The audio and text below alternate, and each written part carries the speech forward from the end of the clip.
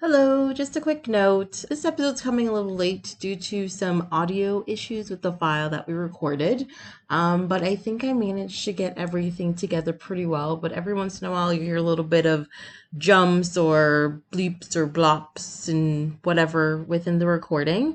Please ignore all that stuff, but enjoy the rest of it. This episode of Off My Shelf contains coarse language and adult conversation. Listener discretion is advised.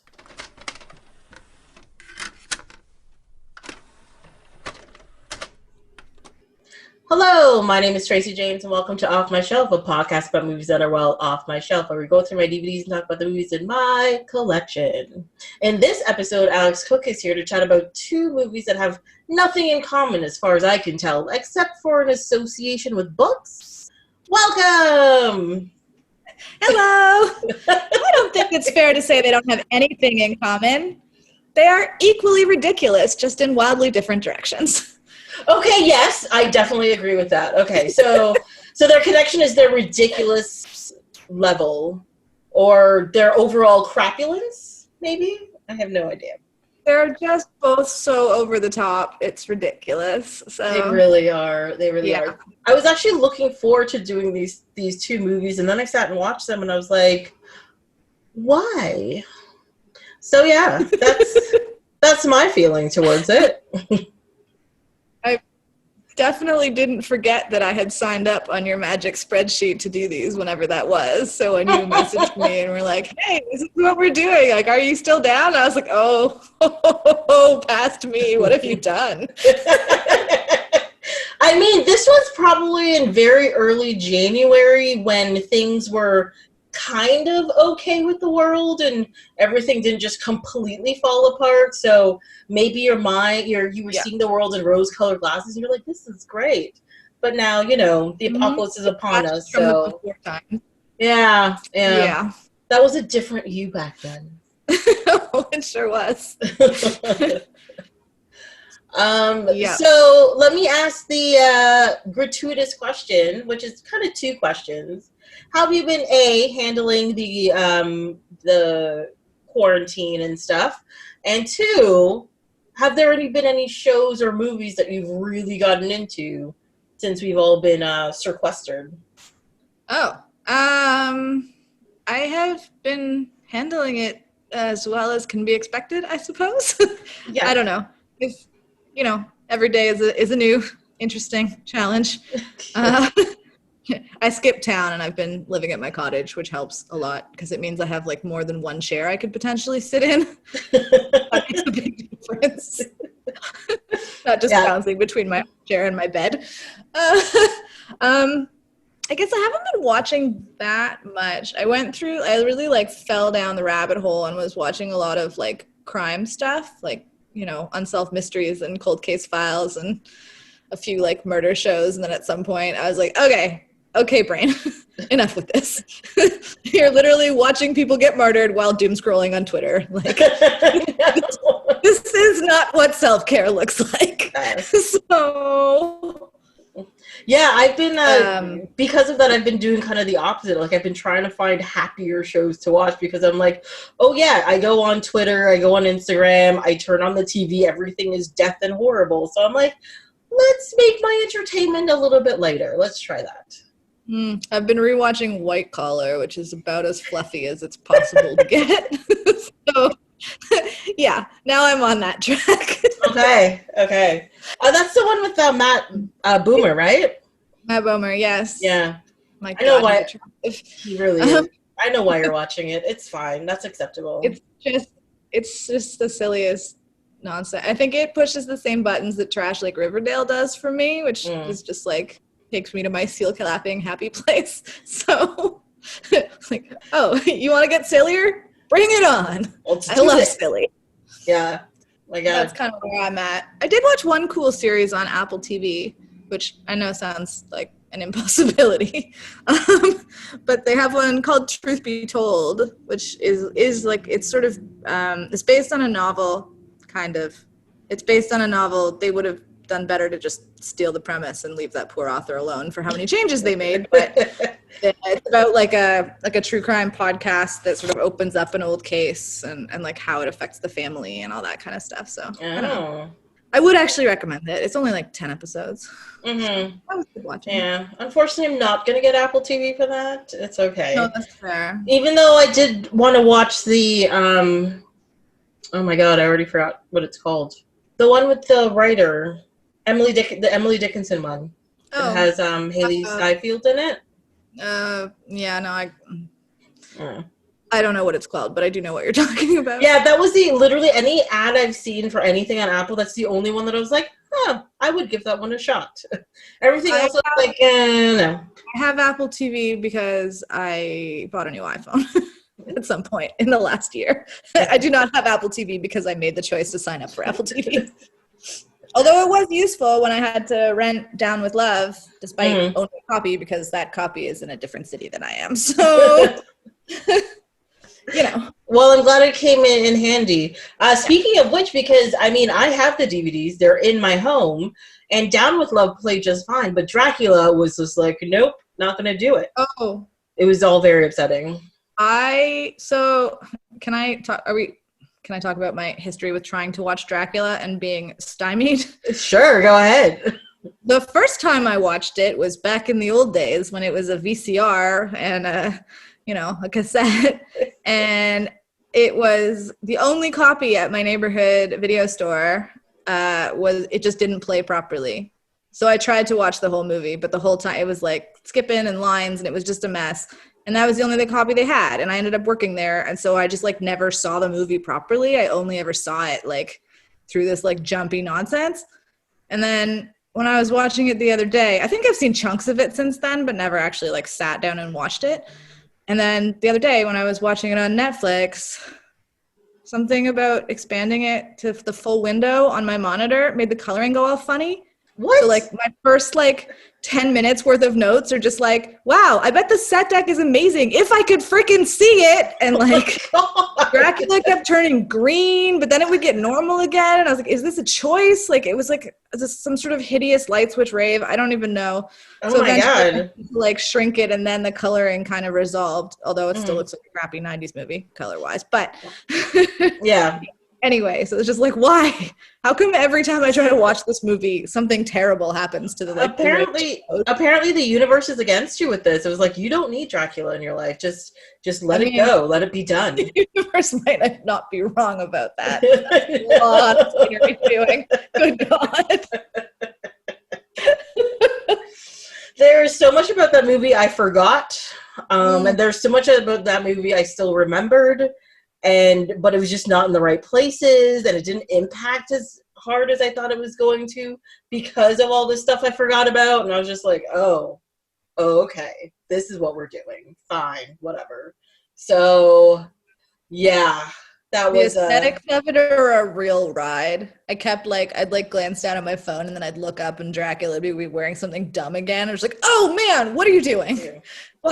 Why have you done that to your hair? What's happening? It's the whole thing, man. It's just, I mean, but that movie did win the best Oscar for costume design that year. And I actually looked up who did it because I was like, some of the costumes look very similar to stuff I've seen before. And the reason why is because I watched The Cell late last year. And Dracula's like armor right at the beginning, and it was kind of like weird and fleshy looking. It's exactly the same as the thing that's in The Cell when they like get into the person's mind or whatever. It's exactly the same kind of like finishing and look. And I was like, that's what it is. That's why I'm like, I've seen this before. So, But yeah, some of the costumes were phenomenal, and some of them were like, it's phenomenal that you managed to stuff Gary Oldman into that, and he didn't object. I think based on Gary Oldman's career, he will wear just pretty much anything. He's fine. That is a man who is very committed to his roles, even when they're ridiculous as that one. I know. When we get to Fifth Element, I have so many things to say about all of the costumes, and especially Gary Oldman's costume. So I'll have to hold off on that. It's got to wait. It's got to wait. It's coming. But yeah, there's so much to say. Oh God. But Yeah. let's go back. Let's start with Down with Love that came out in 2003. That, as far as I know, was never a very popular movie, No. and very few people I know have ever heard of it or have ever seen it. Yeah, it didn't. For two such marquee stars, it did not go anywhere. Yeah, and I was actually Much for the surprised. best. The secondary characters, it was like David Hyde Pierce and Sarah Paulson, which was shocking to me. And then all of a sudden, oh my God, Jerry Ryan showed up in there, and I was like, what is this horrible British accent that you're doing? And yeah, I was just kind of like shocked and wondering, why do I own this? This is not like, nothing about this movie fits my, oh my God, I would totally watch this like vibe. I was very just like, I don't understand why I have this movie. I definitely really enjoyed it when it came out because I bought it, but then also, yeah, I was also kind of like, Yeah. ask me, what were you doing here exactly? Well, that's the thing. By the end of the movie, I'm still trying to figure out like what was the actual point of the movie? What were they trying to like give across? Because like, yeah, it's very clear it's supposed to be like because it takes place in the 60s and it's like the tongue-in-cheek gender role thing, like where the woman's supposed to be and what the man is supposed to be and how it's switched now. So then they did all of these like jokes and double entendres about it. But I'm like, your story doesn't actually separate those roles or do anything that interesting in it except for the weird little flip at the end, but still nothing really happens. It's like Inception of emotional manipulation. It's demented. It is. Like, It really is. it's totally demented. I don't know. Yeah, I guess I'm not sure. I'm not sure they knew what point they were trying to make either. It sort of, they just, kept like layering on nonsense, but weren't actually pointing the same direction at the whole time. Yeah. I mean, like, I must admit, like, there were definitely parts of the movie that made me laugh. Like, I full on, like, had a good chuckle. There was that scene where he calls her for a date and they did the weird split screen and it was like they were doing it, but not really. And I laughed way too hard at that whole thing. Like, I was just like, that is perfect. Like, if this was in a better movie, that would have just made it, you know?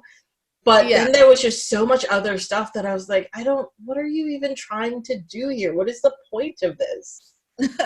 Yeah, no, it's all surface and not, it's, I mean, I was like, I definitely giggled quite a bit, but also some of it was like, oh yes, this movie is making me laugh, and some of it was like, really, this is where we're going with this? Okay. Yeah. The whole thing where he's pretending to be the astronaut just like cracked me up with the awful accent and the like putting on the glasses, like when his accent slips and because he takes his glasses off and then he's like, oh no, and he has to put them back on, like. Well, because that's his Superman thing, right? It's his personality changes when it's on. He's Clark Kent with it on and Superman while it's off. It's scandalous. No, I did like that. Yeah, that's a cute gag. And the fact that his name was Zip. What is it? Zip Martin? Because it was like on the walls of the dry cleaners? Yeah. Something. Yeah, I don't know. If you desperately want women to not have sex with you, probably Zip's a pretty good first step. It's so true. If I had to guess. Oh my God. Well, because he's the guy who was a bully in high school and then went nowhere the rest of his life, right? That's who I see Zip Martin as. Just the name, I guess, but that's what I picture. One thing I did really enjoy about the movie though was like the set decoration, the costumes were so bright and so kitschy. I was just like, I love it. This is amazing. I want to be in these lush spaces. Yeah. I have a little set of notes of things that this movie made me want. Okay. Things that I now realize I want. An excuse to wear a stylish cape, a lovely apartment with a conversation pit, every hairstyle in the movie, and a layover with Jerry Ryan. Oh my God, yes. All of that I agree. Because even like I'm not a big fan of pink. I'm not a big fan of pastel colors. I'm like, I want like pure colors or like jewel tones, like heavy colors if I do colors in general. But like they first opened the doors to that apartment and there's a conversation thing and there's like pink here and a little orange there and a little lavender over there and I'm just like, I need to be there. Why am I Yep. not there now? When can I move in? Yes, this needs to happen. But even when they go to Hidge bachelor pad, I was like, God, I love bachelor pads so much with all yes. with the bed that comes that like retracts into the wall and stuff. Like, Yeah. what Also, I'm thinking, but also okay. it also made me wonder. I'm like, is there a bedroom in there? What's going on? But the only time you actually see the bedroom was like the last sequence when he gets caught. Yeah. And it was just used as, comic relief kind of thing. That was the only time you actually see a bedroom. Yeah. But I did like the retractable bar. That was the greatest. I was a big fan. Yeah, when the coffee house scene where David Hyde Pierce is wearing the sunglasses and the bar is just opening and closing on repeat. It's like, oh yeah, we've all been that kind of stoned one time or another. Yes. Oh my God. But it's a necessary state of being at some point in time in your life. You just have to be there, just once, not too often. But just just enough for you to be like, I did that. That was me. If I was at a coffee house full of people non-ironically wearing berets, I would probably also be stoned. Yeah. So it's probably the only way you'd be able to handle them too. Yeah, exactly. I'm just like, I don't know. But they did bring up like a whole bunch of things, like well, because I mean the whole movie is about, like I said, about relationships between men and women and their roles. Battle of the sexes, all that. Yeah. And because it takes place in the 60s, it's like hyper realized, like, because we see clearly now. But that scene at the beginning in the conference room when the editor goes in and they treat her like, oh my God, she's like a secretary or like somebody, even like an intern. And she's trying to do her pitch and they keep interrupting her because they want coffee. I was just like, oh my God, that is just so painful to watch. Grinding my teeth. Yeah, because it still happens. Like, it does still happen, sadly. Yeah, no, I thought her character was entirely more interesting than anybody else in the movie. And not that she had a lot to do, but also like, yeah, just the way that, she was the only female editor and like having to push so much harder than everybody else to like get half as far. And like, yeah, it was obviously exaggerated because the whole movie's exaggerated, but also it wasn't really that exaggerated. Yeah, surprisingly, it's not actually that exaggerated. That kind of, like you said, that happens now. It's happened to me. It's probably happened to you. And you're just like, I need to take this. And I think it would have felt more exaggerated when the movie came out in 2003 also, because it just wasn't talked about the same way that it is now. That's true. Yeah. It would have been like, oh, haha, that's so crazy. And like a lot of people would have dismissed it just because if they hadn't had that experience, they might not recognize how like accurate it is despite the like absurdist comedy going on around it. Right. Yeah. Now that that's like a conversation that everyone's having and, it's just like, oh yeah, no, nothing has changed. And it's surprising, right? That nothing has changed between the 1962 where this movie takes place in 2003 when it was made. Nothing had changed in 30 years. And since then it's been 17 more years and we're like, oh, we're still there. It's fine. Yeah, like in some ways that, Nikki, I guess her name is like a very modern character because she's actually talking about it. And she's not just like, no, I'll work harder. She's like, hey, you, like, go to hell. Yeah. This is my job. Like, I'm better at it than you. Get out of my way. So. And she was actually the only person who was there before Renee Zellweger's character, like the book was like part of the show because she was already in the editor spot. She's the one who edited the book and got her to come out. So she was already out there doing that job. Yeah. But every other female character you meet in there is living their life based on the book, like afterwards. Right. So, I mean, really, I think she needed to write a book, not the Renee Zellweger character for this crazy scheme that she had. Oh my God. I really should have written down all their names. I didn't write down their actor names. I'm horrible. Whatever. Yeah. We can figure it out. It's fine. Yeah. We'll make it work. Yeah. The editor is Vicky. She's my favorite. Yeah. She and David Hyde Pierce are quite charming together. They really are. I always I haven't seen David Hyde Pierce for a while, and I forgot how like fun he is. You know what I mean? He can play the same role in 10 different things and still be a joy in all of them, which is like, I would argue as like difficult a skill to acquire as Yeah. being able to change more. I think like I'm sure he could do other stuff too if he really put his mind to it, but also like he's just so good at that like particular charming neurotic maniac thing. Yeah, I mean, he was essentially Niles Crane, not married to Maris, obviously. Yeah, exactly. And like he did exactly the same thing, but I'm like, I'm enjoying every minute of him. Every And time I he's on screen, I was actually like, this is great. I kind of love too. I thought it was so funny because like the whole deal is that like Catcher Block is so like oblivious to anybody else's feelings or desires or whatever. Like he's just like a self-absorbed twat the whole movie. But then his best friend is like spends so much time self-actualizing with his therapist that he just like blurts out his feelings all the time. All the Like how time. often do you have men having conversations like that in movies? Like Mhm. even in modern movies, it's Yeah. like he was just so upfront about everything. Just like, oh well, you know, I'm like insecure because you're like better than me in this way, so that makes me act like this, and like it's just like, that's an unusual relationship dynamic. I like it. Well, that's the thing. Like, I think in real life as well as in film and TV, it's still considered to be, unmanly to talk about your emotions or to have emotions in general. And when they do show emotions in TV and film or in art in general, it's just like, it's a shocking and pivotal moment because that never happened. So of course now it's just such this big, big thing. And you're just like, usually sparked by something crazy that like that like forces a man to actually like acknowledge having emotions, right? yeah, and it's always something like horrendous. It's like, Yeah. his 2-day-old baby got eaten by jaguars on a mountain, and you're just like, what? That's how when you have emotions? Yeah, no, it's true. And it's funny because this movie is so like absurd in so many ways that they could just like completely bypass that whole thing and be like, no, this is just an everyday thing. Like, yeah.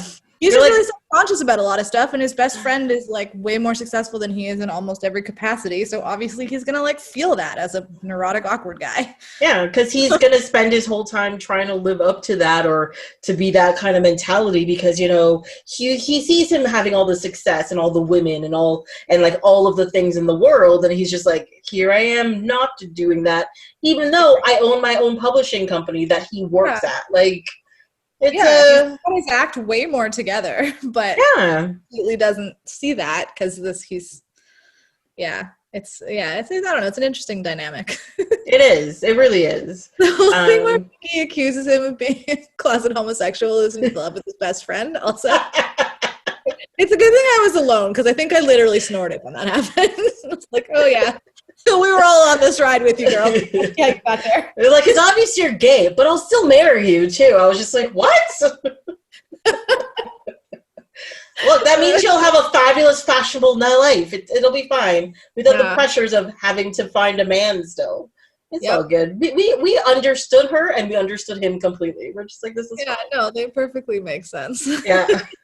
I mean, they're both nuts, but like they perfectly make sense. And they make sense together. Yeah, that's why they go together. The craziness, the whole bit. But like neurotic crazy, not hijinks crazy. Yeah, like I believe they have a legitimate shot, whereas Catcher and what's her name, Barbara, Nancy, whoever. Yeah, whoever. Yes. They're not. I don't feel like they're gonna have a good time being married to each other. Yeah, I feel like they're like the Sid and Nancy kind of couple where they're so extreme that it burns out really quickly and something horrendous is gonna happen by the end of it. I don't even know if it's like horrendous. It just like it doesn't if your courtship is that fraught, what's your life gonna be like? Yeah, when you're settled, are you gonna be able to just like have a life together, or are you gonna have to like constantly invent obstacles to scale in like myriad bizarre fashion? Because they're gonna get bored of each other, and they're gonna. The thing that'll happen is they're gonna go on a trip, and he's gonna be like, "Oh, I have an expose, but I need to have my wife with me. Let's go do this." They're gonna show up, and he's gonna forget about her, leave her on a helicopter somewhere, and then she'll be like, "Now I'm stuck in Bermuda. How do I get back home?" And then she has to fight sharks and pirates and whatever, and gets back home, and she's like, "What the hell? I love you, Catcher." Like, no, that's not acceptable. I'd watch that movie probably, but but yeah, it doesn't sound like a great way to live. Isn't that like Joe versus the volcano? Like, I don't understand. I have no idea. That's one of Also, the few of those movies that I have not seen. oh, it's actually one of the few of those movies that I like. So I did watch it. I do enjoy it more than like Sleepless in Seattle and stuff. People might Oh think my I'm God. crazy, but I it's loved true. Sleepless in Seattle so much when I was younger, and then I watched it as an adult, and I was horrified. She uses her professional credentials to stalk him across the country. It is nuts. Well, I think that's also one of the reasons why I don't like Sleepless in Seattle is because I saw it as an adult the first time. Like Yeah. it was definitely never anything I was going to watch as a kid, like under 15. But I think I watched it when I was like 18 or 19 the first time, and I was Oh. just like, why are people obsessed with this? Uh, I'm so confused. no. All this Um, stuff about how it's easier to get killed by a terrorist than to get married after 35 or whatever. Like, holy shit, the messages I was absorbing from that movie as a child, like, and yeah, I was watching it with my family. It's not like I went rogue and like snuck it in after dark. yeah. Silence of the Lambs. It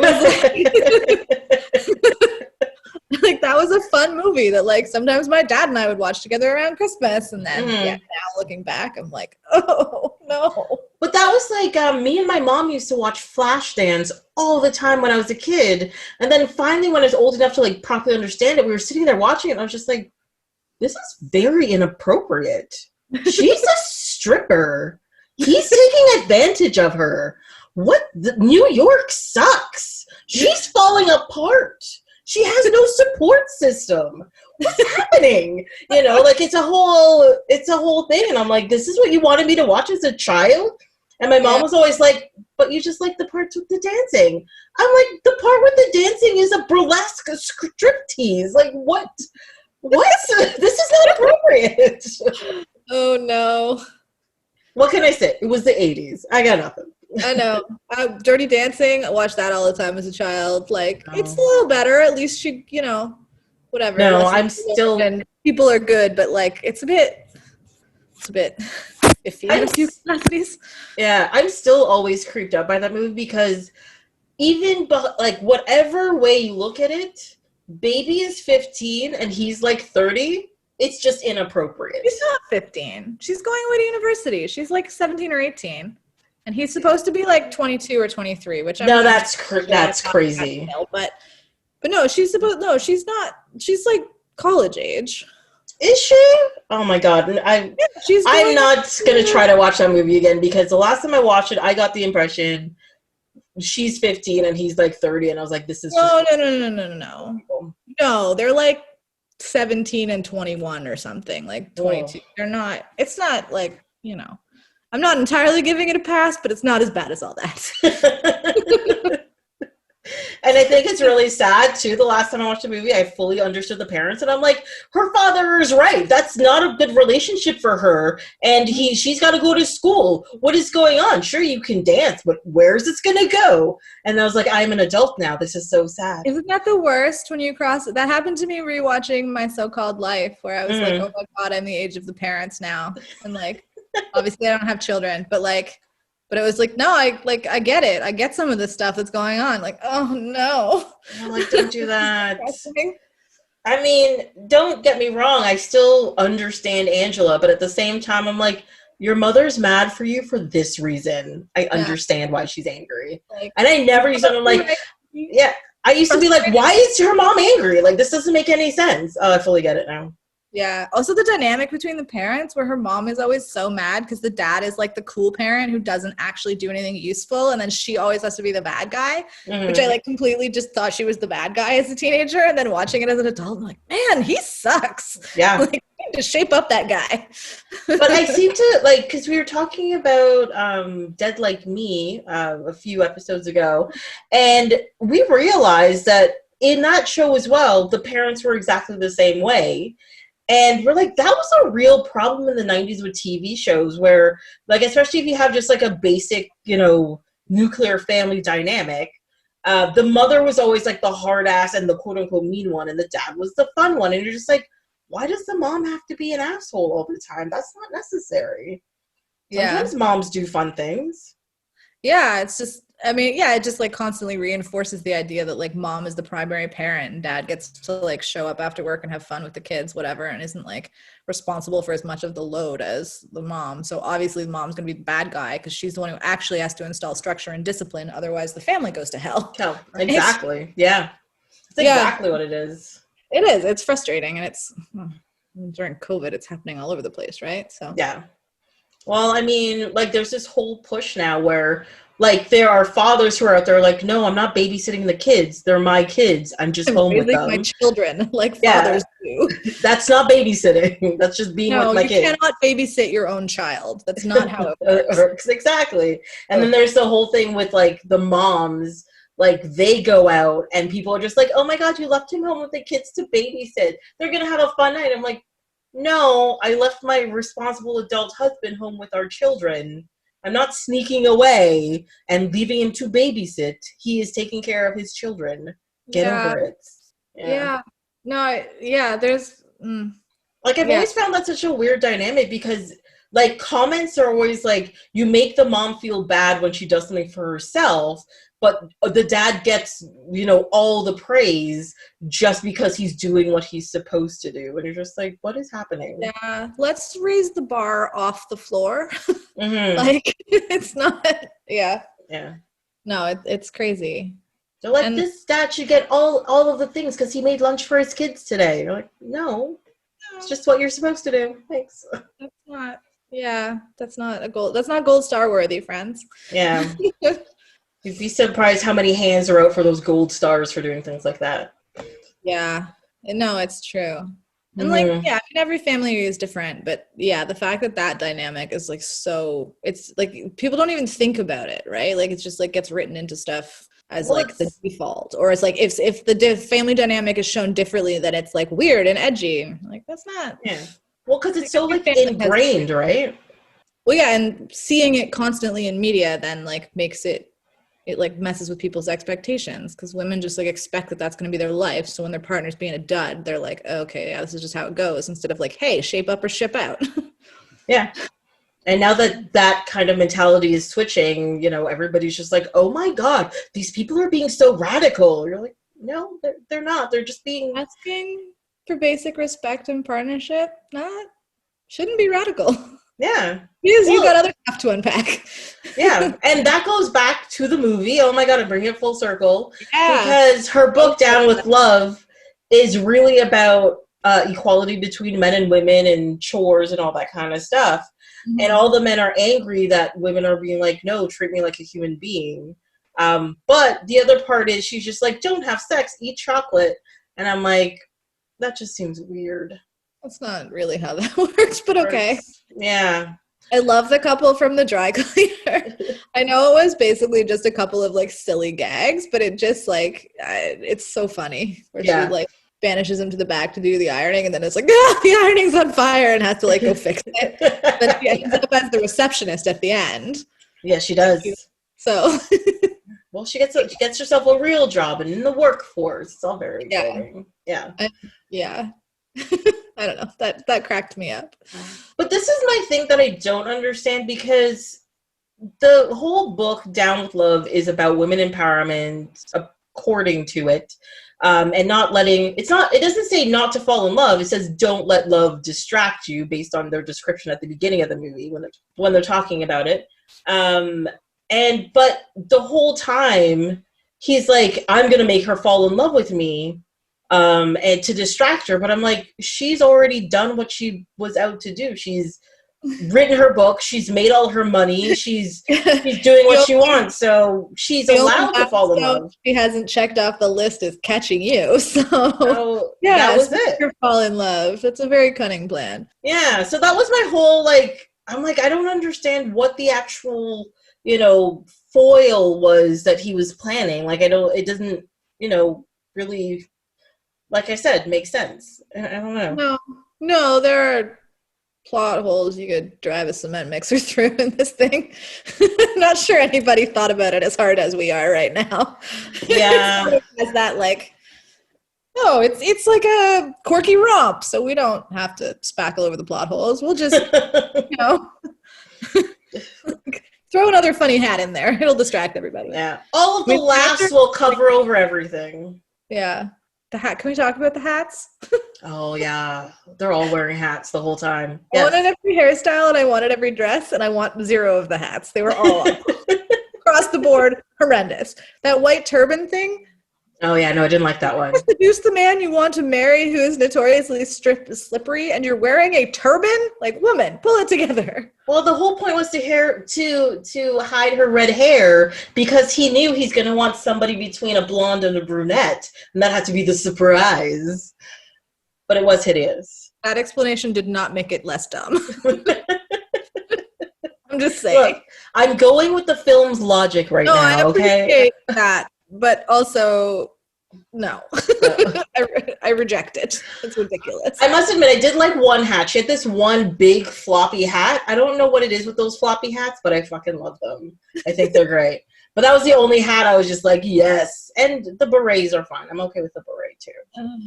Yeah. I don't think a beret can fit on my hair unless I do a lot of work to it to tame and control it. But the idea of possibly wearing a hat sometime kind of excites me every once in a while. I could probably pull off a beret. I'd feel like an asshole, but I'd probably look relatively cute. Most of the other ones, though, at one point it was like, are they wearing black Devo hats? Like, what? Yes. That was the thing. Well, they totally were. A lot of like cloche over beehive thing. And it's like, if you already have a beehive, why do you need that? I have that's like, there were so many questions to ask. That was one of the questions. I was like, you know what? I don't need an answer for this one. I'm just going to leave it. That's fine. Yeah. While we're on the subject of costumes, can we also talk about the space strippers? Because that was hilarious. Yes, you can talk about the space strippers. I mean, mostly I just want to highlight that there were space strippers. But they weren't really stripping. But it was obviously supposed to be like a strip club. But they weren't actually, I mean, they were like, they were scantily clad. But they had those like weird little Jetsony hoop skirt things going with like middle missing. So it was like kind of a concerning amount of nudity. Yeah. Like it was distributed wrong. You're just like, is this right? I don't think this is right. None of it quite came together, but also I was like squeaking and laughing about the fact that there were space strippers. So, I guess it did what it needed to. Yes, it did. I think it did. But, it goes back to the degradation of women being simple objects to the men. Yeah. Yes, I'm a 21st century woman, and I can see these things now. Fair enough. I don't know. The funny thing is like, despite the fact that I have all of these complaints and, notes about the movie in my head, I was so distracted by actually watching the movie, I barely wrote down any notes, which I think is hilarious. Yeah, I didn't have very many notes for this one. I got lots of editorial commentary for Dracula, but for this one it was like notes like, ooh, what the hell? Why is that a hat? And like, I have dry cleaning bills must be immense. Like, it was all nonsense. I mean, one of my comments was, why are we starting with this negging? Because when he first met her in the dry cleaner, he was just like, oh, I don't know who you are or whatever. That was essentially negging that he was doing, and she fell for it. And I'm like, why are they perpetuating negging as like a good way to pick up people? Like, that's just wrong. Well, I mean, it wasn't, in a different context it would have been, but in that one, like, I don't know that it was quite negging in the usual fashion. It was more strategy, right? Because like nobody will hook up with her because everyone's like knows who she is. Men's lives have experienced a decrease in quality as a result of her work, so nobody wants to get near her. So it's not like she was just somebody random and he was like trying to put her off her game. It was like, she's only going to go for me if she thinks I don't know who she is, right? Okay, now that I see it that way, that makes sense. I did not like pick that up. I mean, that's how I took it. Like, I'm not saying he's not an asshole, because obviously. Such a dick for it. What is this little slogan? Catch a block, man's man, man about town, whatever. Like, yeah. I forgot a part of it. It's all. No, it's a woman's man, a man's man, and a man about town. Is that what it is? Yeah, something like that. They say it like 12 times and still forgot it. It's fine. it fell out of my head. It was stupid, but Yeah. Well, every time they started saying it, they said the whole thing. And wasn't there one scene at the table where they said it like 4 times back to back? I was like, stop saying it. I mean, it's kind of a hilarious gag, but also it's like, all right, I don't have to take this guy seriously. Yeah, like, exactly. Not at all. I don't know. The phone call stuff was pretty hilarious. I mean, him being an obvious jerk, but like, I don't know. I kind of, it's the kind of like quippy thing that like felt, sort of fit in with the style of the movie, which I sort of enjoyed. I also really enjoyed like talking about like the dialogue, like the end sequence when they're telling each other that I know now, blah blah blah blah, because they're. One magazine is called Now and one's called No, and he's in the know and they're in the now and all this kind of stuff. And it went on for like 4 minutes. Yeah. And I was just like, I wonder how many times they had to do that take just to get everything right. Because either I would have gotten No and Now mixed up, or I would have just started laughing because I'd be like, this is too great and ridiculous. So I would have blown that 400 times. No question. It's perfect the way they do it, but yeah, I'm sure there's some very hilarious cut scenes where they're just like, what? Yeah. I mean, now that we're talking about it, I'm like, maybe I was more entertained by this movie than I thought I was at the time. I don't know. I think it is entertaining, and if you don't look too deeply at it, like there's not a lot wrong with it, like the messages it's giving that it's not pointing out are wrong itself. Like the whole manipulating each other into a relationship thing is like, it's a little iffy, but also like by the time they finally get there, they have also spent a lot of quality time together. So it's like, even though he was lying about some stuff, like they still do like, it's not this like, okay, we're getting married on the 3rd date nonsense. Like they actually interact as human beings quite a bit before they got to that point, which I feel like a lot of those movies miss. Yeah, well, because I think by the end of it, they went on like 29 or 30 dates. Like they actually say how many dates they went on in the movie.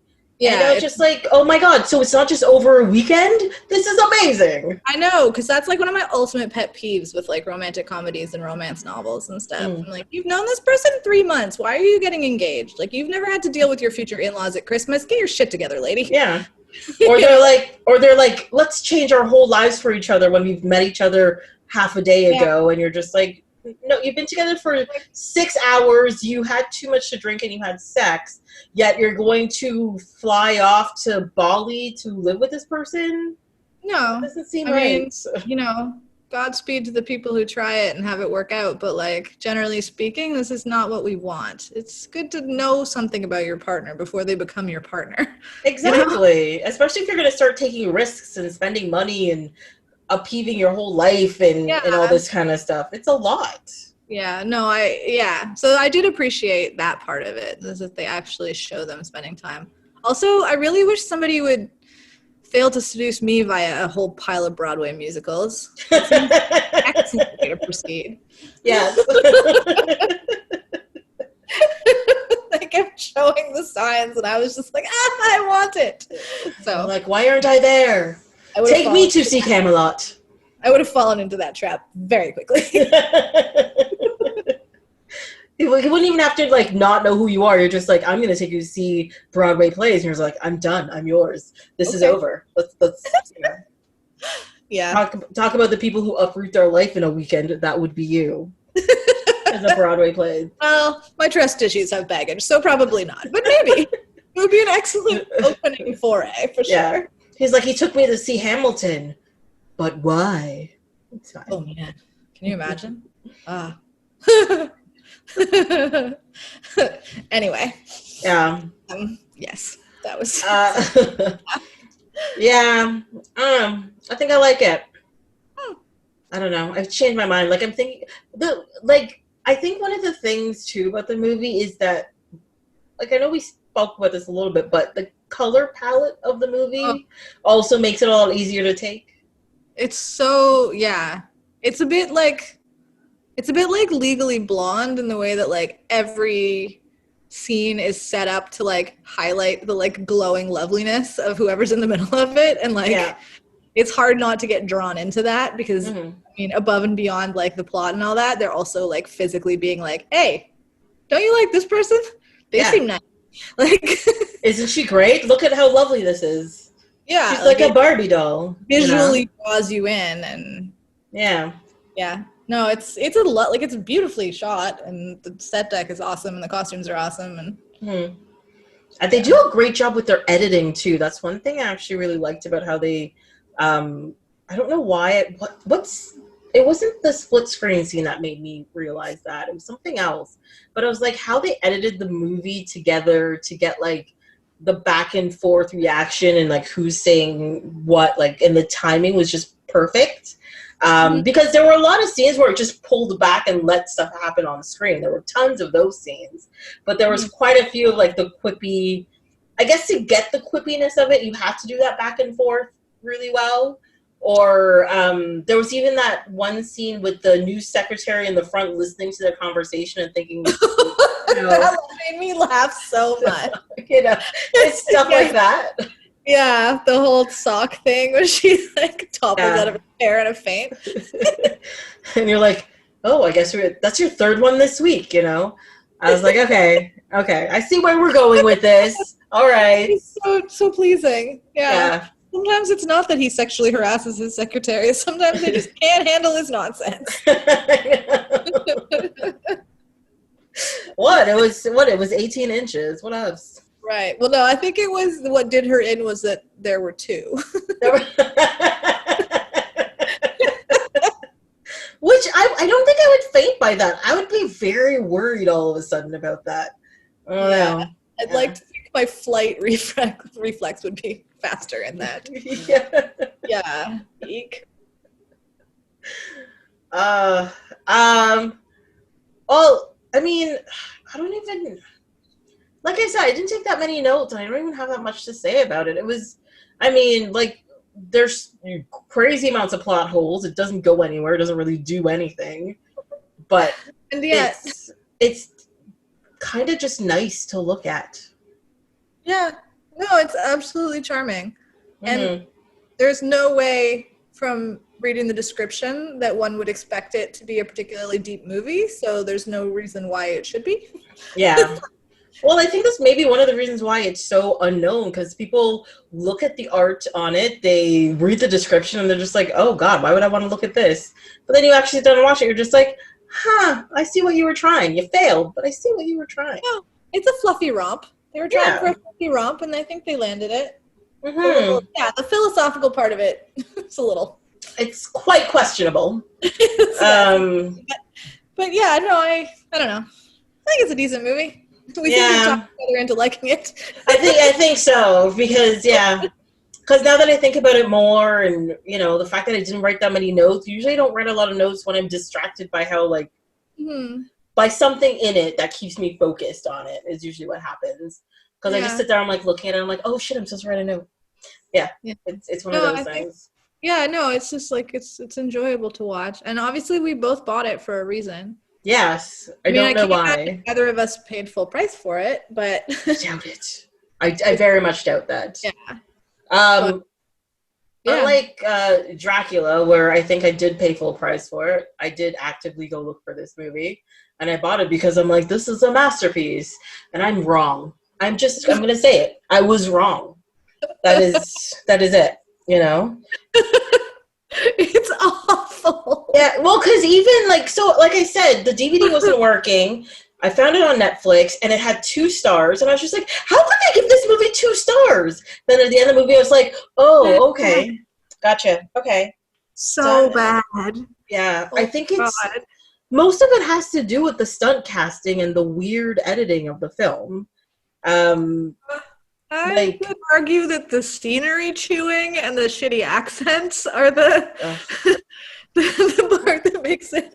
Which is isn't that part of the casting? I mean, if you hired somebody besides Winona Ryder and Keanu Reeves, who are 2 actors I actually really enjoy, but they're shit at accents, it would have elevated the movie to a certain level that would have made it just so much better automatically. I don't think I was ever getting over Gary Oldman chewing the scenery. I don't think You could be anybody. You could put Daniel Day-Lewis in there, and I would still be like, "Oh, guys, what are you doing?" I don't know. Like, honestly, I love Gary Keanu Oldman. Reeves was very bad. Yeah. I think one of my first notes was, "Ooh, the accent, no bueno." Yeah. So, like, oh yeah, yikes. Okay, I think we have a opposite feeling about Gary Oldman. Gary Oldman is the only thing in this movie I was just like, yes. I was happy he chewed all the scenery. I was happy he like did all the things. He was clearly very into it, you know? Yeah, he was. I understand that that's the appeal of the movie, but it was a bridge too far for me. Like that initial scene in the church where he like turns it into The Shining when he figures out the chick is like, that whole scene was just like, what are you doing? Like, oh no, you can't bear to live without your love. Better live forever about it. Like, what? Which made no sense. It's very true. Zero sense. And like, his accent is bad. His armor is weird. Don't stab the church. And why is it bleeding on you? And oh dear. Yeah. There's no doubt there's a lot of questions in that opening sequence. But my first note is that is an intense opening of a film. That's it. Oh, yeah. That was, because I mean, it's super like, it's very grand and visual, but even like, you know, like the parts where he's where like the fight sequence is happening because he's in battle and it's just red and black, you know, like stuff like that. I was just like, oh, that's like very kind of like kabuki or like puppetry kind of looking, even though it was clearly like real people doing it. And I was just like, oh, I like that kind of like intensity about it. It's very cool. And when he got back to the church, he's all just like ravenous about it. And I was just like, yes, fine. I'm like, but then I was like, why are you stabbing a cross? You're drinking the blood? Oh, okay. Yeah. Then Dracula comes up. It turned the church into The Shining. It was not a good look. But I guess I was also having trouble with the color. So like there were parts of that fight scene that were just black. Oh, okay, yeah. So, yeah, and I don't know, like, how much of that was what was actually happening and what was my particular technical travesty. Yeah. Well, I mean, that whole opening sequence, it was just kind of layers of black and white and shadow. Yeah, like, I think I saw that right, but also, like, I don't know, maybe I needed, like, to brighten up my monitor or something. I wasn't watching on real TV. I'm on a monitor, which doesn't help. I probably should have just watched it on my laptop. It would have been clearer. Maybe. But I mean... I was trying. Yeah. But I don't know. Like, my thing with Gary Oldman is that he has done a lot of things in his filmography. He has done good movies and bad movies, but in every movie he's been in, he has been the delightful part. And I'm like... That I've seen him in, at least. He has been the delightful part, no matter how crazy he gets. No, he's a fantastic actor. I just, this movie, I just couldn't. Well, I think the biggest problem with the movie is that it's just too full of itself. Like, that's it. It's Francis Ford Coppola was like, we're going to do something amazing. This is how amazing works. And you're just like, no. Yeah, setting out to make a masterpiece doesn't usually have the result you want it to have. Yeah. Well, I mean, as soon as I heard Keanu Reeves talking in that office, I was just like, oh, shit. Oh, no. Yeah. This is where we're going with this. His accent is horrendous. Yeah. Also, I have a very emphatic note that is not how you say Budapest. He messed it up differently every time he said it, but he never got anywhere near the right wording for it. No. He didn't even say Budapest, which I would have accepted. He was like, yeah, he did something really weird to it. Budapest or something? I don't know. Whatever. Anyway, I was mad about it, it turns out, from my notes. I don't think I say Budapest correctly, or I say it very Anglo-ish. It's Budapest is how they say it. It's a ESH sound, right? Yeah, Budapest. Okay. Yeah. Okay.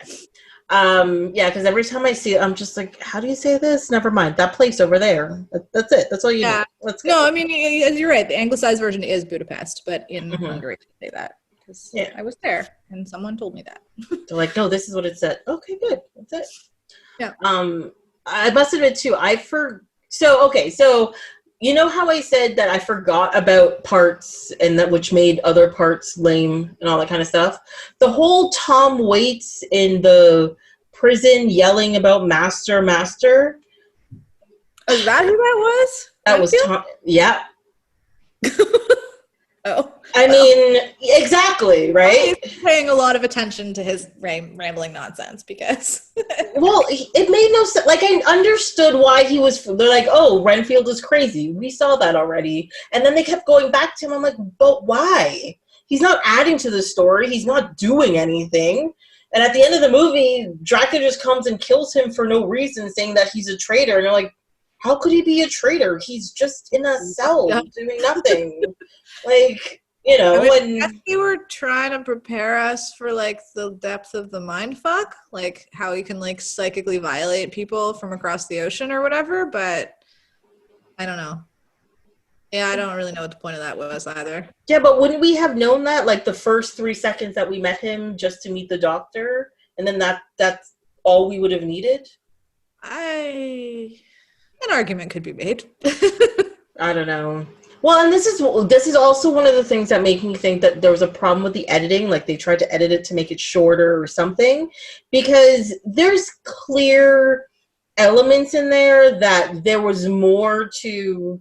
Which one was the doctor? It wasn't Quincy. It was the other guy. Was the doctor? Jack, I think was his name. Yeah, I think it was Jack. He was the doctor, and there seemed to be like more to his story that they cut out. You know, that would have kind of like filled in a bunch of gaps sort of in there that also would have probably like filled out the story more, so it's a little less randomly choppy, you know? That's interesting because I was very confused by that whole thing where Lucy is like gonna marry one of these 3 dudes who hang out together all the time.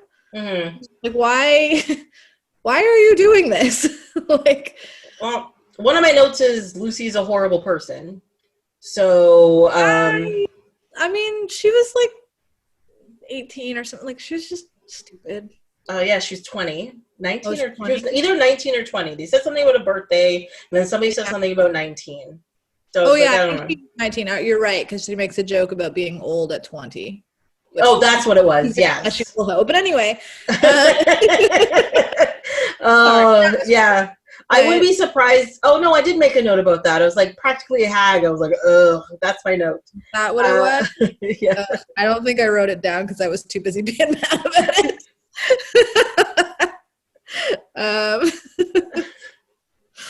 Yeah, I don't know. That whole storyline is bizarre. Yeah. I don't know. Why are they all... Well, the thing is, I think this is one of the first, like, Dracula movies that's actually closer to the book than quote-unquote myth or people take advantage of.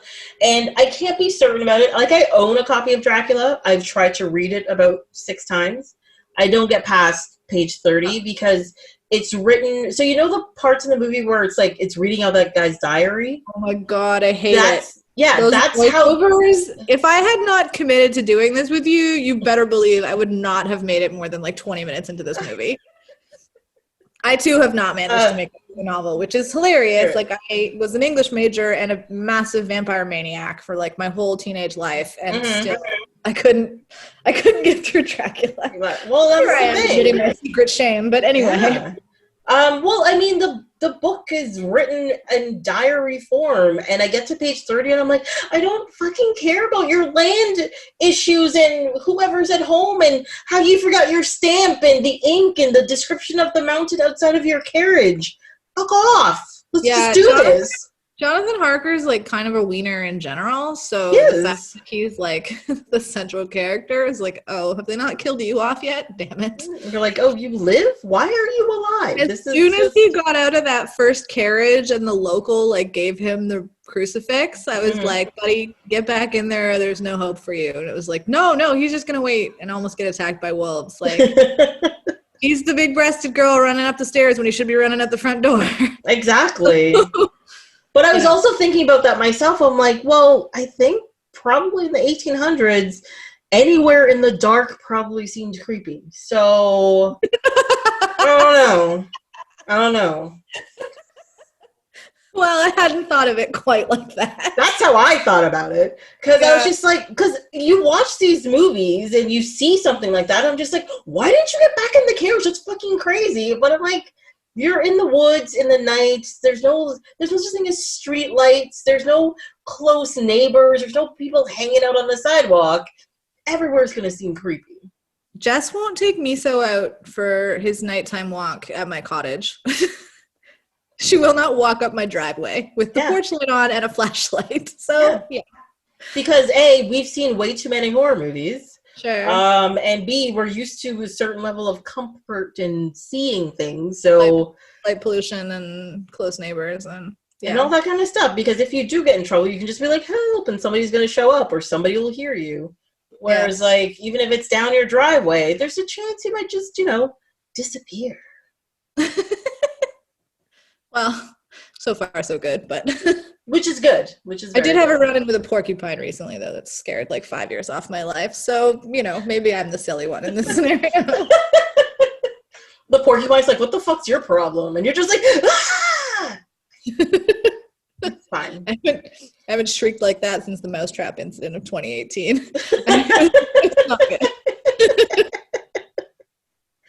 There are so many questions. So many questions. I don't even know if I should ask them. Okay. All right. We'll just leave it as the mousetrap incident of 2018. We're fine. All good. Yeah. All right. Yes. But, I don't know. The only good thing I can say about this movie is the costume design and Gary Oldman. Those are my two things. Yeah. They're amazing. I liked how they did a lot of shadow work, which was a lot of it was like very much like throwing back to Nosferatu stuff, which I really appreciated. Yeah, when he gets to the castle and, Gary Oldman's all old makeup with that crazy, like, butt hair. I don't know what's going on with that. And I know it literally says, I forgot about that hair. Good Christ. But I think he does a really good job of coming across creepy and uncomfortable and all that kind of stuff. It's across as like a creepy old queen who's hitting on the guy. So, and then they did a lot of good work with him, like the looming shadow in the background and stuff. I do love the shadow work though, like, because what is it, like a 2-second delay between his movement and the shadow movement and all that kind of stuff, which is just fantastic.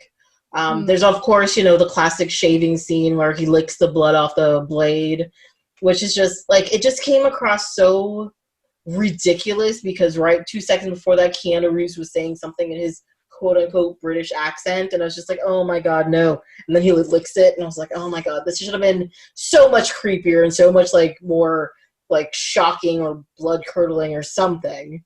Yeah. And it just falls so flat because of everything that's around it. You know what I mean? Yeah. Well, because even 2 minutes after that, you see him outside crawling up the wall, and Keanu's supposed to look like he's scared, and he just kind of looked like he peed himself a little bit, and he's like, I'm embarrassed, so don't look at me. And it was a whole thing. Yeah. The visuals and the costumes were great. The beast makeup was not great. No. Not like, I definitely have jokes about the dog face boy in my notes. Like when he crawls up, when he turns into the weird creatures, like he just looks not right. Right, exactly. Like it just seems scary, not right, or like mythological beast, not right. Just like goofy. And again, almost no movie has ever done werewolves well unless they just went full illogical Twilight and used actual wolves, but that sort of half-assed one, I don't care how much makeup you put on and how much fun just fur not you right. Poor bastard, he's still gonna look like a poor bastard with fun fur glued to him. Yeah, he did, well, no, I kind of like the werewolves they did in the Underworld series, the first movie. Well, maybe that more has to do with Michael Sheen and his acting quality or whatever, and just him being, all hairy and stuff in general. But I kind of like that one. But yeah, werewolves seem to be very difficult for people to do. They're awful. Yeah. Well, because his just kind of looked like it wasn't makeup, or it looked like they put on a 2-inch rubber suit on his body that was really uncomfortable for him to move in. Yeah.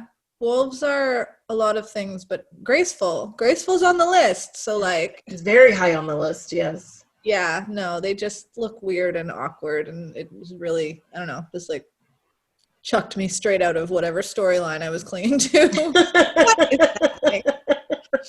Although, if we're still talking about creepy stuff, the scene, I think it is when he kills Renfield where Dracula explodes into a pile of rats. Mm-hmm.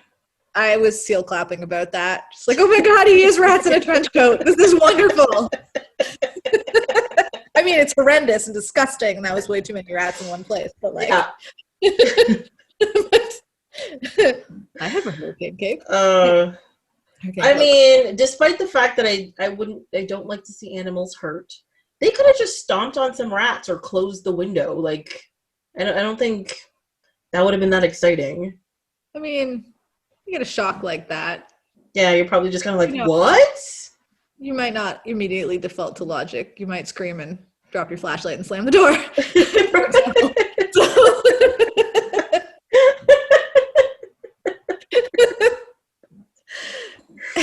Yes, that's true. That's true. I mean, I am definitely the person who will yell at screens and stuff, be like, why are you doing that? Just do this thing. But of course, as soon as I'm surprised or as soon as something that happens to me or I'm just like flustered, I lose my shit. So I kind of get it, you know. But yeah. Yeah. Although, like, some of the surprises that Jonathan Harker gets at the castle are just like, you know this is wrong. You have already told us all of the pieces that you have put together. So, like, why are you still shocked? Yeah. Well, and the thing is, too, Dracula says, sleep only in this room and you'll be fine. And the first thing he does is leave the room and go lie down in a bed in the basement when voices tell him, lie down. And he's like, all right. What? Yeah, I felt like the Dracubabes could have been a lot more interesting. Yeah. My only note there is all the sexy she-vampire business, so many words. That's my note. Yeah. I mean, it's pretty obvious from the whole movie that, like, the big bad is less like Dracula and more female sexuality. So they, like, you know, fit right into that. But also it's like, I don't know. That didn't impress me. No, that's the thing. But the thing is, you have a scene with Monica Bellucci topless, but it wasn't sexy in any way. And the whole point is that they are supposed to seduce him and be sexy. And you're just like, how are you failing at this? This woman could stand in a paper bag still against a white wall and people will melt. But you have her in this actual, quote unquote, seductive positioning, and you're just like, I'm so bored. Yeah, it just looks like the world's most awkward, like, simulated threesome. It's horrible. Yeah. Are there 3 Dracubabes? Yeah. Well, wait, isn't there, like, when they get scared, aren't 2 of them, like, bound together weirdly or something? Oh my god, I wasn't paying that much attention. I don't know. Okay, I don't know. It was the whole thing. I got very confused when I saw it, because she, like, shrieks away, and, like, one's in the bottom and one's at the top, and they spider away, kind of, and I was like, I don't understand what I'm looking at, but it's done. Right. So the fact that I was watching 3 sexy lady vampires trying to seduce Keanu Reeves and I couldn't be bothered to actually watch it. Like, that's a bad sign. That's a really bad sign. Yeah. Yeah. That should be something that I would enjoy seeing, and instead I was just like, oh, whatever. Which, not good. Well, there was even, like, the whole thing with, like, Lucy, who's like, I'm so sexy, and I know what men want, and I'm seducing people, and all the time I was just like, just shut up. Oh, my God. Stop it. Your daddy's money is seducing people. Calm down. Oh, yeah, it's not you. And then at the end where he was just like, I'll give every drop of blood to save her, I was like, why? It was pretty hilarious, though, because didn't Van Helsing call him out on that? He's like, well, that won't be necessary. Just yeah, he did. Who is this foolish boy? He's like, this is information that I will use later on. Yeah. I completely forgot that Anthony Hopkins was in this movie. So did I. So when he showed up, I like looked up and was just like, "Oh, what fresh hell is this? Yeah. Oh God!" Well, that's the thing. So in the opening scene where he's like fighting the cross or whatever, and he like attacks one of the priests. One of the priests looked like Anthony Hopkins, and I was just like, and then I looked at the list. I was like, oh yeah, Anthony Hopkins is in this movie, and I was like, wait a second, is he just in these 2 seconds? And then he comes back as Van Helsing, and I'm like, does that mean there's like a relation between the two or something? Right. I don't know. Probably. I was assuming so, because that may be why he knows all of the things about vampires, or sorry, well, yeah. he was about blood diseases is what he knows about, right? Right. But yeah, I mean, Van Helsing doesn't traditionally have a very normal relationship with mortality either, so it's not out of the question. Yeah. So wait, you think he's actually that guy, or you still think he's a descendant? Oh, I guess he could just be a descendant. I don't know. But that Van Helsing seems very disconnected, let's say, from normalcy, quote unquote. Where I guess that's the whole story. Yeah, he's a total whack job. Mm-hmm. When he first meets Lucy, I was completely appalled because she's like lying on the bed making like awkward porn noises and her tits are out, and he like shows up and is like, my God, she's a child. And I was like, could you not highlight the unbelievable creepiness of this scene, please? Yeah. Let me get this girl a scarf. She's just out of control. Can we just like cover, because the other guy comes in and covers her up, and she's just shaking her by the shoulders, and you're just like, can we try we already recognize that this is gross. You didn't have to say the quiet part out loud. I mean, I guess it's supposed to illustrate that he's not like gonna be, I don't know, seduced by her wiles or whatever. Yeah. But it just was just like, no, that was not the note I needed. Yeah. Well, even at her funeral, he shows up. They're all crying and mourning. He's like, well, we just have to like, stab her in the heart and chop off her head. You're like, dude, come on. I love that part, actually. They're like, this is the comic relief I was looking for. It's there. It's so terrible that it made me laugh. Actually, the part that made me laugh was when they're in the crypt later and Lucy comes down with a baby and she turns around and sees him and she gasps and she just drops the kid and you hear like the thud of the child on the ground. That made me laugh. Like, oh my God. Yep. Oh, but yeah. That whole sequence is weird. And again, with the 3 suitors just like being besties and hanging out. Like, do you guys even like this chick? Like, are you just... I have a feeling those 3 were like, what is it? A truple or triple or thruple, they call it? Thruple? Is that what it is? I don't know. I don't know. It's a 3-person couple, and they're just like, no, we have to bring a woman in here so people don't get suspicious. Let's all court her together. Yeah. Well, eyebrow. Yeah, that's why there was all that crying at the end for Quincy, and the guy's like holding him in his arms, and as he dies, he's just like, no, I love you. And he just can't say it out loud. That's it. Yeah. It wasn't the most traditionally heterosexual seeming John, shall we say. Which, all power to him. Yeah. But yeah. I don't know. It's like the vampire bit should have been the weirdest bit, and it wasn't.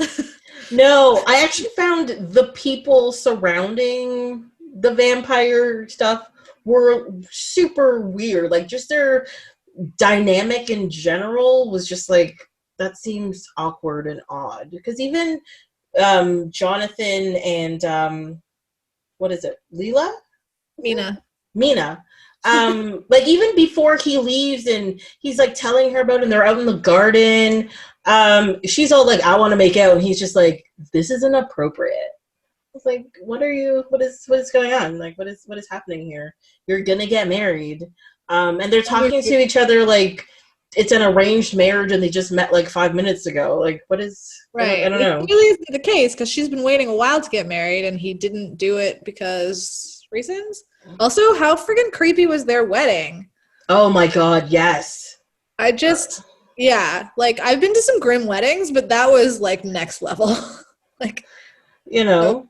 I mean, sweet he was about to. smile.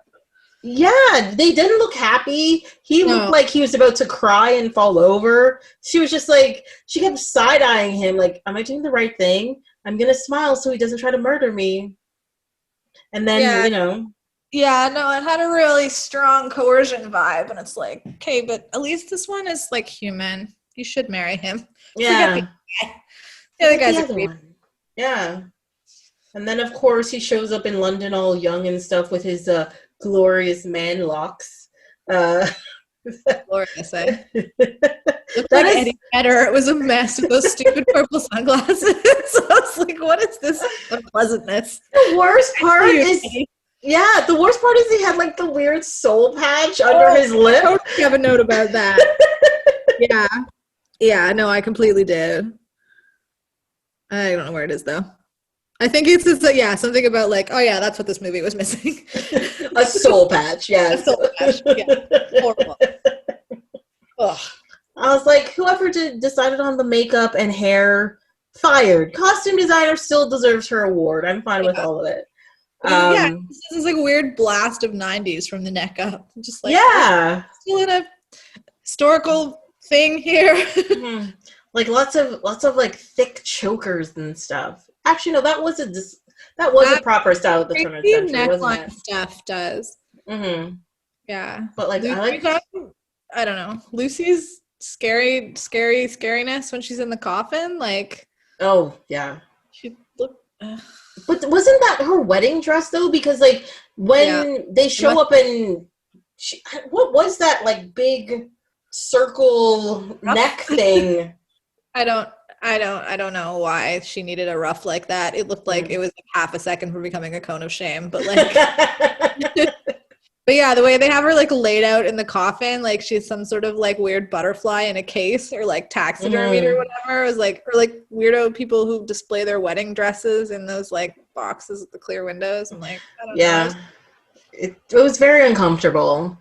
But even if she wasn't pale, like imagine like she had her wedding in that dress, it would still be super creepy if she was alive. Like it's just Yeah, not. no, that's possibly having being beheaded saved her from an egregious faux pas she could never have recovered from. Oh my god! They're like, that was a fashion faux pas. We have to put you under your misery first. Okay, thank you. Yeah, basically. But yeah, you liked her clothes, and I liked Mina's clothes, and like like her stuff. Yeah, they were really lovely. But then, yeah, that was just that like was just. It seemed out of left field. Like it didn't actually. Yeah, it didn't seem to match any of the other costume designs for the rest of the movie, especially for Lucy, who either had like was corseted in something or had like the super drapey, blowing in the wind, wispy stuff. Yeah, no, it was very odd. Yeah, and you gotta love the chopping of her head rolls into roast beef, and I was just like, ugh. It's like I'm really happy I'm not eating dinner right now because damn. That was a pretty bold scene transition. I guess to say.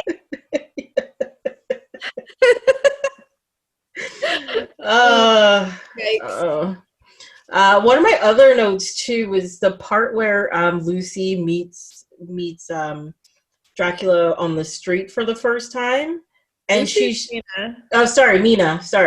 meets him on the street for the first time, and she's like, I have a husband, leave me alone. And he's like, sorry, I won't disturb you anymore. And then she apologizes for being rude, and I was like, I know. Why the fuck are you apologizing? He was creepy and weird, and you clearly had no interest in being around him, and he kept bothering you.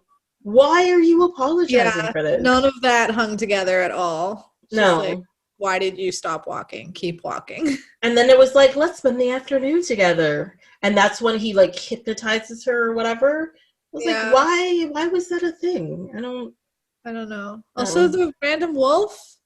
Running around? Yeah. In the where what were they? Like in a museum or something? I don't know where they were. It was in the cinematograph. The cinema. Oh yeah, yes. Yeah. I think my note for that just says, "Aw, Wolfie."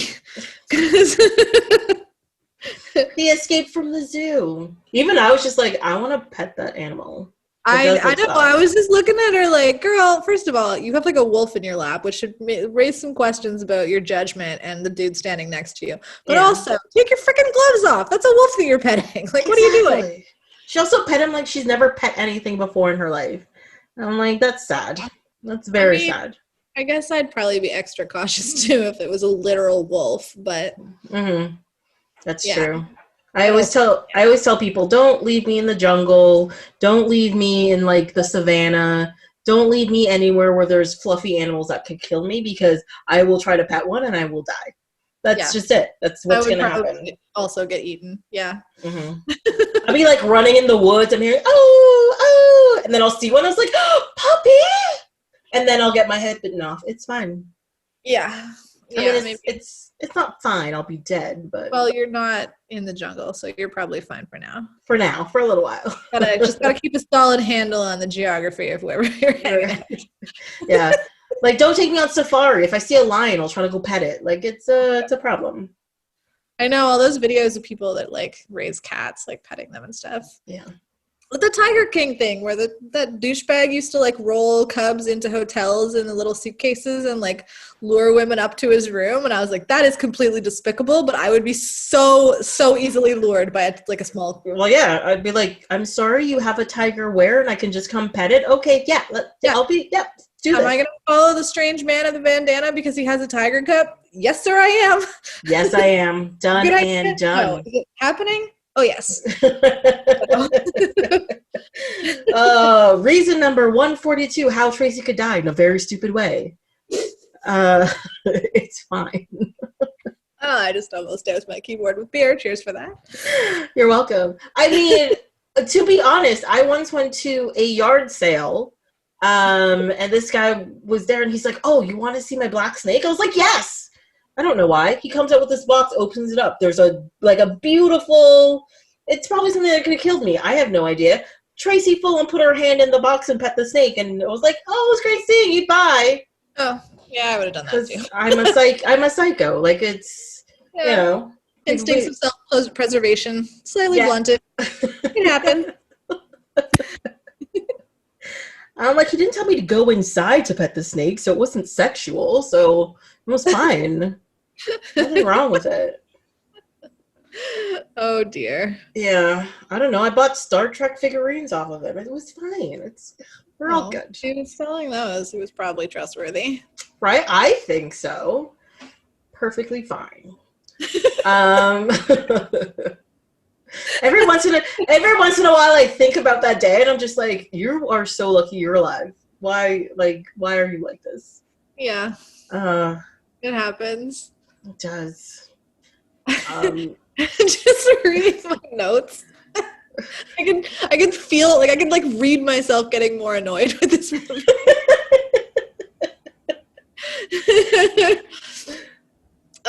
Van Helsing is so creepy he freaked Mina out, and she's canoodling with a dang vampire.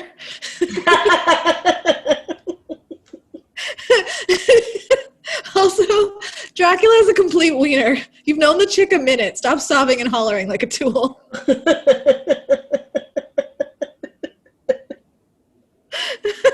It's so true. Also, Van Helsing, you absolute creep. My final thought on the movie was Dracula looks like Jiffy Pop. What the absolute hell?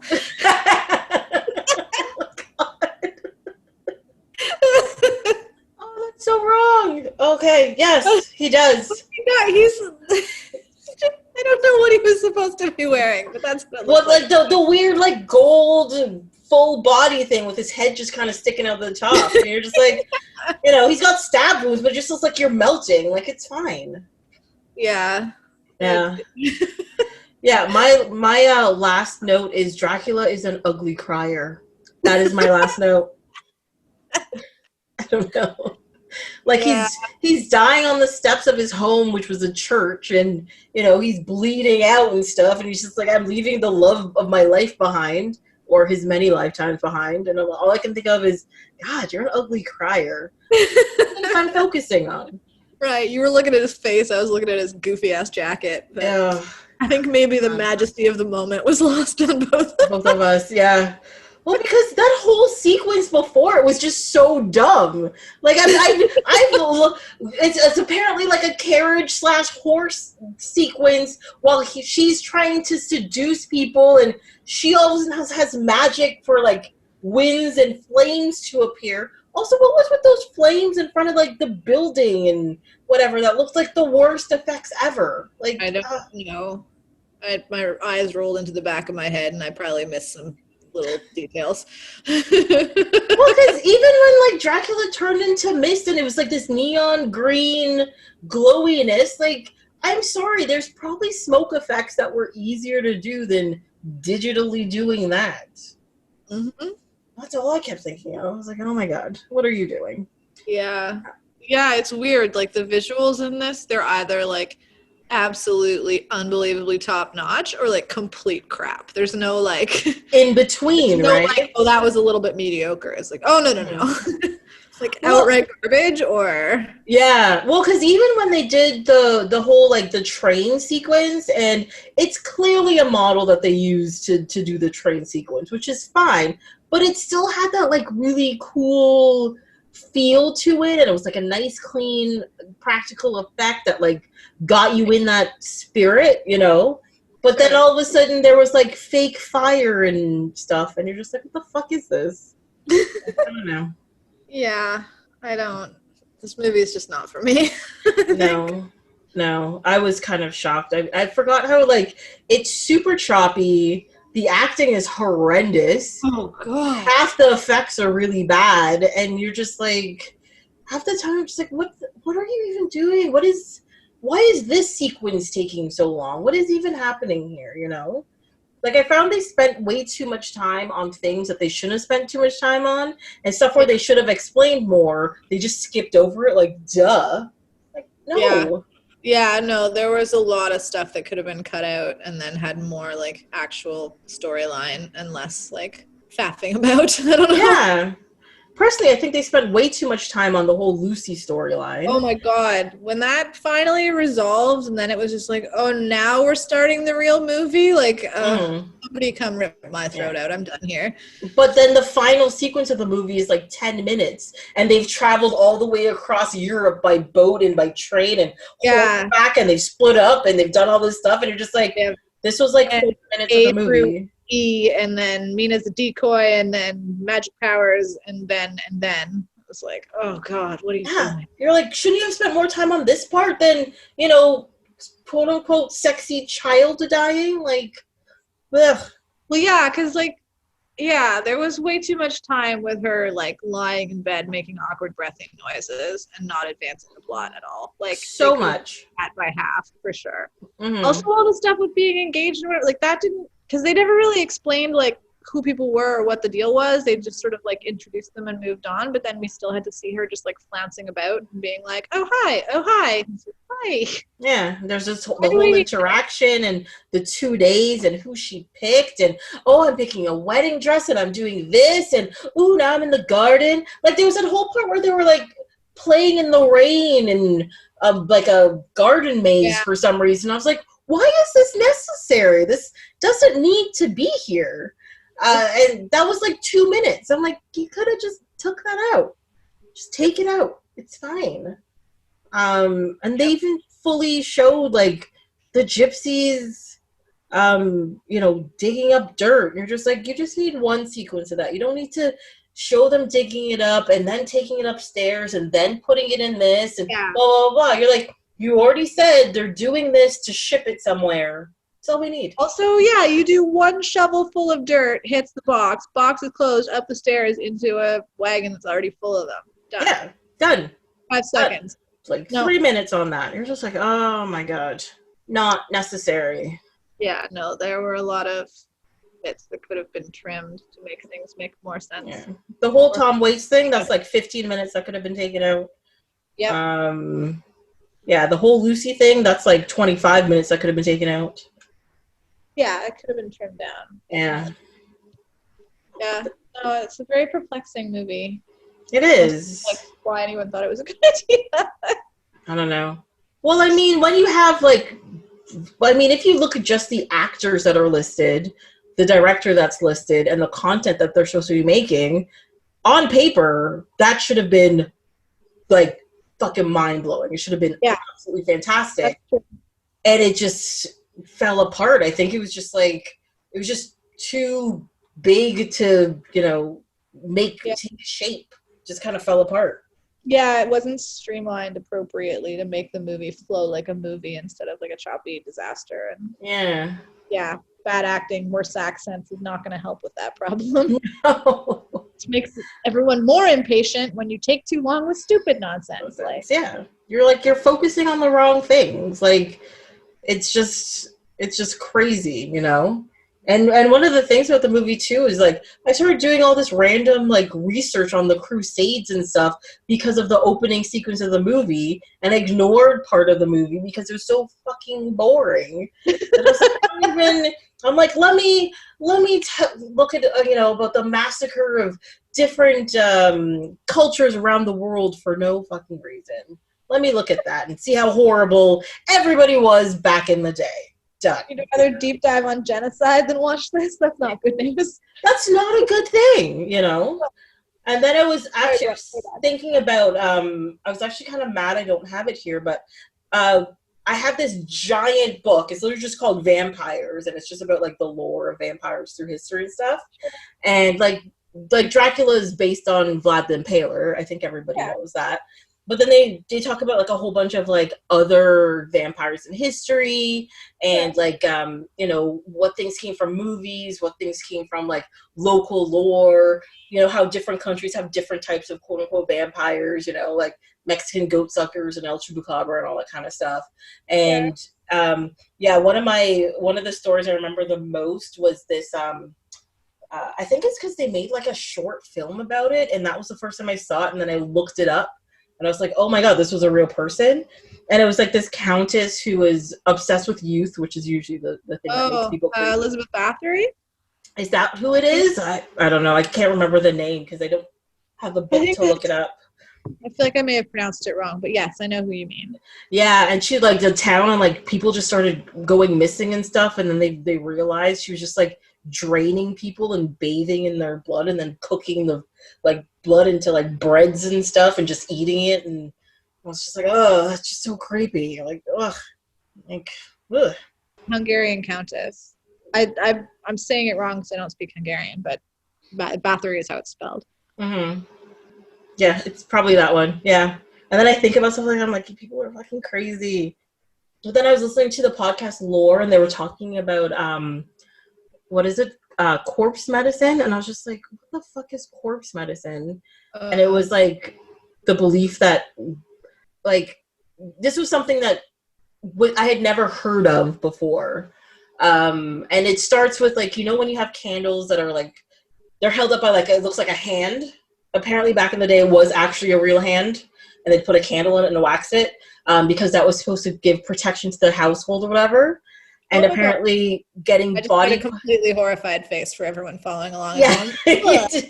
I'm pretty hard to horrify, but that's... Yeah. But there was like apparently one of the reasons why like executioners were so revered back in the day was because part of their job was to collect stuff from their victims and dole it out. Body parts. Yeah, and dole it out to people as medicine. Like they were, people would like, because apparently the best corpse magic came from the blood of criminals who, their wrongs were righted by their death or whatever. And I was just like, oh my God, are you people? They're like, oh yeah, he'd go up there and he'd collect brain matter, and if you were rich, you'd get one of the hands and stuff, and people would like, you have warts, drink their blood. It was stuff like that, and I was just like, why am I listening to this? This is just not acceptable. But also, that was an episode of Lore, you said? Lore, yeah. It was actually the first episode of Lore I ever listened to. Woohoo! You picked a good one. Okay. Yeah. I just pressed play, and that was the most recent episode, and I was just like, oh my God. Check it out. I used to listen to that all the time, but I haven't in a while. Well, the thing is, it's not that I thought it was bad, but everything was so dark in it that I was just like, I need to stop listening to this. This is not working, you know? Like, well, there's one episode that was called Whistle While You Work. I'm like, oh, this should be fun. Let me listen to that one. And it talked about, you know, do you understand where whistling while you work comes from? And he did like a little explanation. And then it goes into the story about people being trapped in mines underground and all of these like devastating things that happened. And I was just like, I can't, oh my God, no. Don't name it Whistle While You Work. Name it like Horror in the Mines or something so I know what it's about. Like, shit. Yeah. Yeah, no, it's not a super cheery podcast for sure. No, but it really, like, just like how he puts the stories together and the content is super fascinating, but you definitely have to be prepared to, like, don't eat food. Don't be, like, don't be depressed while you're listening to it because, you know, it might put you over the edge and stuff. Just be prepared. You got to be in a mindset for it. I guess I like creepy stuff, so it doesn't bother me like it bothers you. I used to listen to it at work all the time. Like, yeah. I also listen to like 7 true crime podcasts regularly, though. Like, you know, I don't do those. It's hard to horrify me. Although this actual corpse hand thing in your house, you just that ain't right. Yeah, but I mean, like stuff like that has perpetuated into our society because you can go to like Bulk Barn, not Bulk Barn, but like, oh my God. Pottery Barn, that's what I'm thinking of. Like like all like home store places, and you can get candle holders that look like hands that hold up your thing. But that's where it comes from. That's where the lineage of it comes from. And you're just like, you're like, okay, so it's a dead criminal's hand holding a thing in my house. Okay, thanks. I'm good. Everything's fine. It's just creepy. Yeah, that's a lot. Yeah. I mean, yeah, I don't know. Again, I don't think that bothers me as much as it bothers you, but I was like a massive vampire nut when I was younger, so I like read Anne Rice at too formative an age, and it kind of did weird things in my teen life. You're like, yes, love it. I'm still covering goth, but yeah. Dracula just never spoke to me. Like other stuff did, but like I had the same problem as you. Like I tried to get into it. I was like, these people are complete drips, and I don't care about them. Exactly, you know, because I think I picked it up when I was trying to, like I read a lot, but I don't really read a lot of classics, and I was like, you know what? Let me try to start with something I find interesting. And I was like, vampires, Dracula? Yeah, I could do this. No, not horror. Just death by 1,000 boring paper cuts. Exactly. I was just like, oh my God, I can't do this. But then I read, I'm looking at my bookshelf because it's a Michael Moore book. It's called You Suck, was the second one. But he's got 2 books that have like a vampire theme to it. But like all his books have sort of like overlapping characters in it. Sure. But yeah, those ones were actually pretty fun and they're pretty good. So cool. If you're looking for funny, weird vampire content, it's good stuff. Excellent. Yeah. Let it try. All my Anne Rice books are actually up at the cottage, which is where I am now. So maybe I should give some of those a reread. See what teenage Alix was getting herself into. It's been. Oh my God, that means I have to get you back for when I do Interview with a Vampire. Oh yeah. Oh my God, I have a lot to say about that movie. So much to say about that movie. I wonder. I mean, I remember why I bought the movie. I remember loving that movie. I haven't seen it in years and years, so I'd probably like quote chunks of it to you if I were pressed. Like, I love it, but it's bad. Oh yeah, I still remember the whole Antonio Banderas thing. Was it Antonio Banderas? Yeah, it was. It was Antonio Banderas, right? It was Antonio Banderas. Yeah. Yeah, he was an interesting casting choice for that. Yeah, no, please sign me up for that episode. I want to talk about Brad Pitt yelling with marbles in his mouth for 2 hours. Okay. And Tom Cruise. Oh, we could definitely do that. My mom came downstairs while I was watching that and was just like, she watched like 3 minutes of it and was like, oh, so this vampire is gay? And I was like, well, she's like, I didn't think Tom Cruise did that. I was like, well, I'm not sure he meant to, but that's sure where it landed.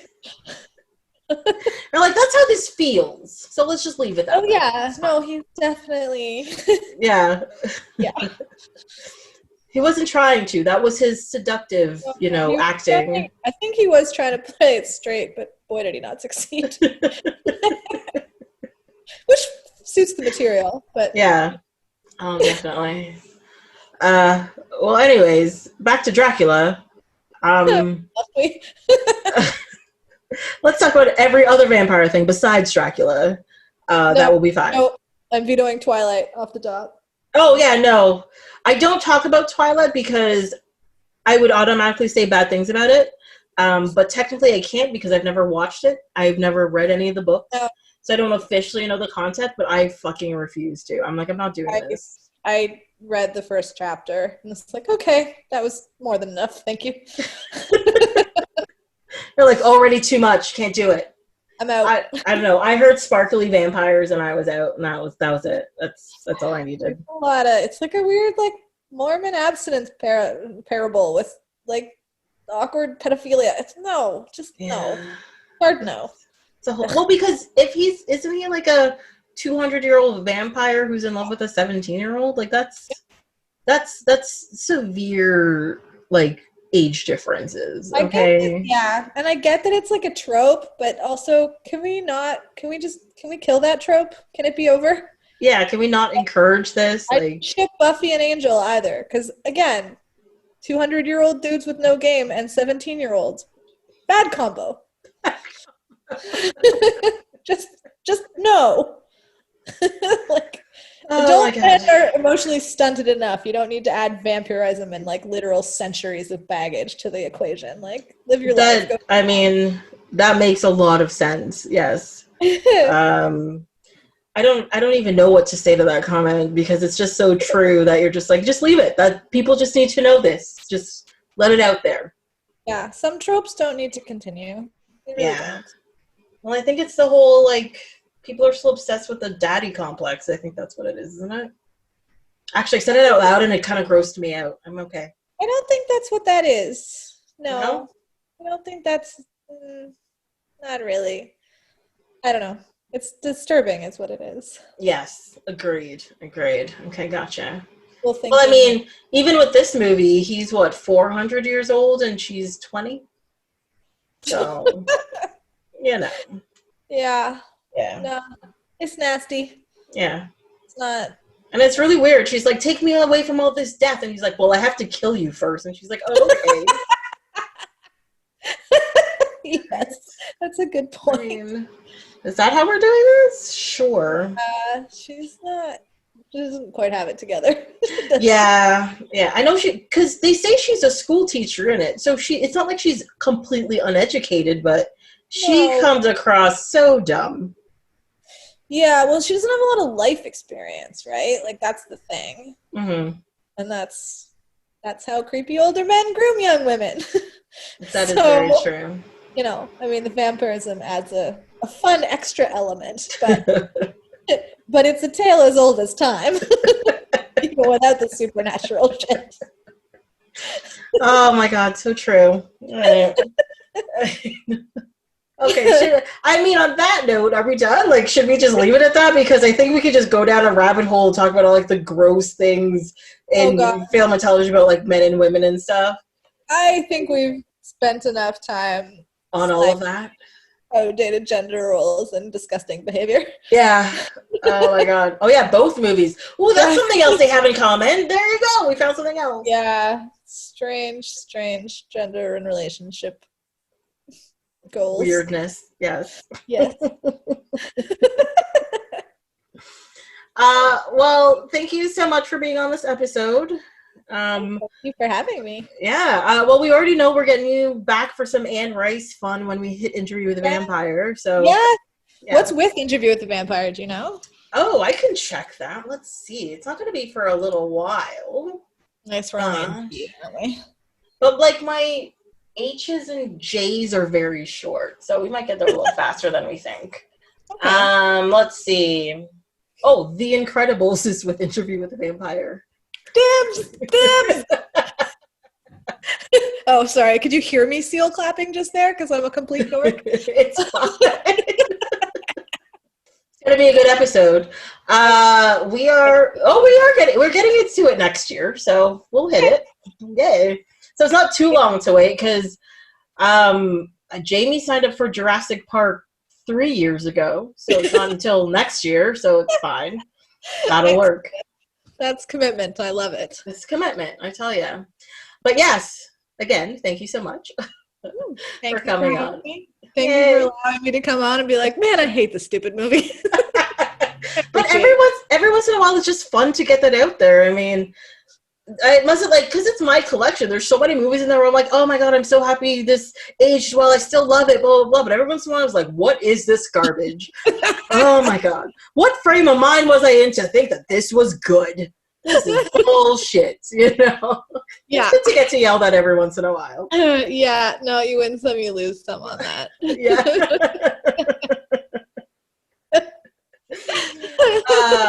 Hopefully we get to do that again someday. Yes. Mm-hmm. Anyways, that's it for this episode of Off My Shelf. Until next time, you can follow along on Instagram and Twitter at ohmyshelf, or you can send an email to ohmyshelf@gmail.com. On the next episode, we will be talking about Dude, Where's My Car and Dumb and Dumber. Hope you'll be here to listen. It's a good combo, isn't it? It's going to be a doozy, yeah. It's going to be a doozy, yes.